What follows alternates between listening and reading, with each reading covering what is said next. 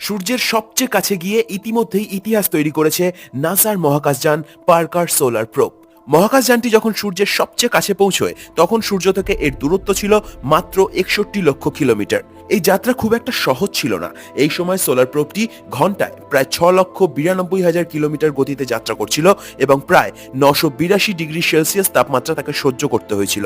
বর্তমানে Parker solar probe মানুষ দ্বারা সৃষ্টি করা সবচেয়ে দ্রুত বস্তু।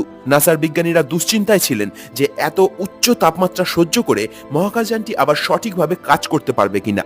কিন্তু গত বৃহস্পতিবার মধ্যরাতে মহাকাশযানটি যখন আবার সিগন্যাল পাঠানো শুরু করে তখন বিজ্ঞানীরা নিশ্চিত হন যে মহাকাশযানটি সুরক্ষিত আছে এবং সঠিকভাবে কাজ করছে। আগামী 1 জানুয়ারি মহাকাশযানটি বিস্তারিত টেলিমেট্রি তথ্য পাঠাবে, যার ফলে সূর্যের করোনা, সৌরবায়ুর উৎপত্তি এবং সূর্যের বিভিন্ন জটিল কার্যকলাপ সম্পর্কে অজানা ও গুরুত্বপূর্ণ তথ্য আমাদের হাতে আসতে চলেছে।